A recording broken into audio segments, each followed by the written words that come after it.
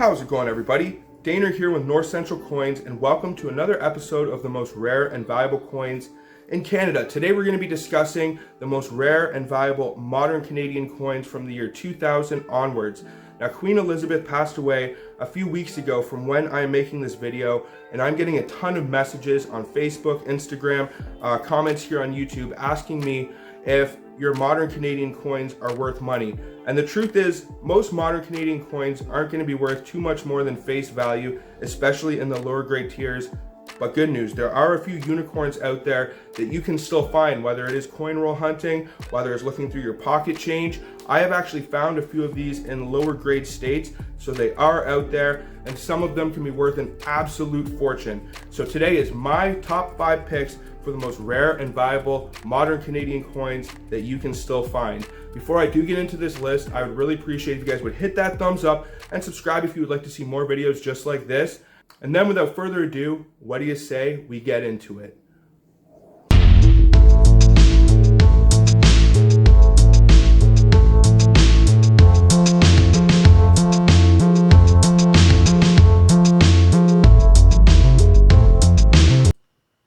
So the list I've compiled today is my top 5 picks for the most rare and valuable modern Canadian coins, but there are a few that didn't make it on my list, and if you would like to see me cover any of those, just let me know down in the comments and I will try to add them into a video in the future. Now we're going to start things off with 2 pennies that are both actually the same date, but they are quite different. Now one is the 2006 no P, no mint mark magnetic penny, and the other is the 2006 P non-magnetic.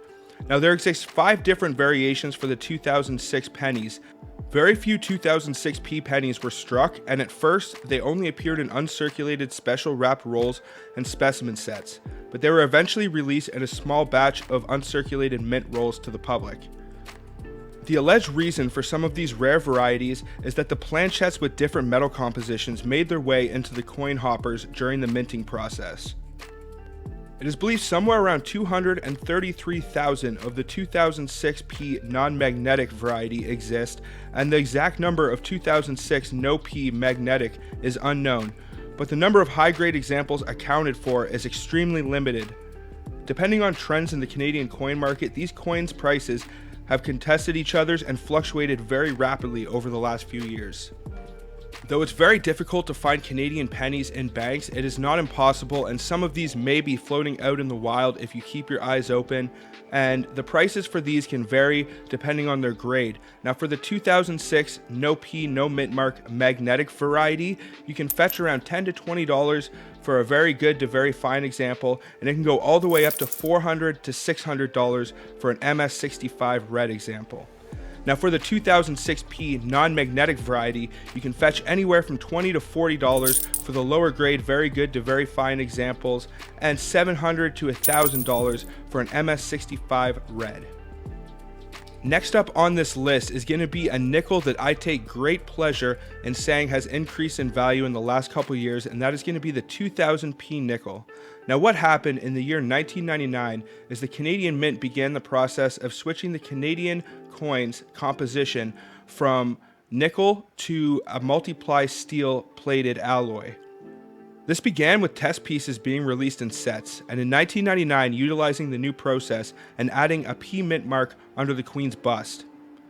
A small unknown number of 1999 pieces made it into circulation, whether through accident or through open sets or issued to vending machine companies for testing. In the year 2000, the multiply plating process was repeated, but a very limited mintage of 4,899,000 were produced for the nickel. This coin does not see exceptional value in the low grade tiers, but one in an MS66 can fetch around $150. This is not an impossible nickel to find, and very often these will pop up in your coin roll hunts and can be found in your pocket change. Due to the plating process and durability of this specific date, these coins can be found in high grade states, and finding an uncirculated roll of them would be a true jackpot. Now unlike the 2000 P nickel, the 2000 P dime is extremely rare and is a true unicorn in the Canadian coin world. Although the nickels in the year 2000 were issued for circulation were composed of multiply plated steel, the dimes were still composed of nickel. During this experimental time, a small batch of 2000p plated steel dimes were issued to vending machine companies for testing, but soon after appearing in coin markets and collections, the exact number of these dimes that exist is unknown. It is estimated somewhere around 200 or more still exist, and there is a chance that they can be found in the wild. Because of its extreme rarity, this is by far one of the most valuable modern Canadian coins that you can still find. Even in low-grade states, it can be worth hundreds of dollars, with MS65 examples going as high as $1,500. Now, last but certainly not least on this top 5 list is the 2017 Dance of the Spirits glow-in-the-dark colored toonie. In the year 2017, the Canadian Mint issued commemorative designs to be made for the 5, 10, 25, 50 cent, $1, and $2 circulation coins. Also, colored variations were made for the quarter and the toonie. Although both designs are incredibly beautiful, there is something that makes the toonie design unique, and that is a glow-in-the-dark feature that was added to the circulation coins. Can you say extra? As you might imagine, these were heavily sought after, and the exact mintage that were put into circulation is under heavy speculation. Its value has seen major leaps in recent years, and it has gained legendary status in the Canadian coin community. The value of this toonie is around $10 in the low MS states, but it can reach up to $30 for an MS65 and as high as $120 for an MS67.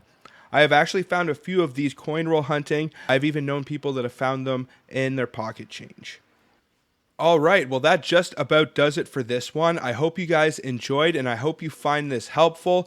Like I said, I've been getting a lot of messages of people asking me what their modern Canadian coins with Queen Elizabeth's bust are worth, and this is my top 5 list. If there are any other lists you would like to see me cover in the future, or any coins that you think I missed, let me know down in the comments. If you guys would like to support my channel, please hit that thumbs up and please subscribe. I would really appreciate it. If you would like to buy any of my merch, it should be down below the description. It is printed and shipped by a third-party company. I have all sorts of awesome products on there. We got t-shirts, sweaters, we got mouse pads. I'm going to be adding coin roll mats to them soon, so give it a little look-see and you might be able to find something super awesome. But that just about does it, guys. Thank you so much. Until the next one, everybody, peace out and have a good one, y'all.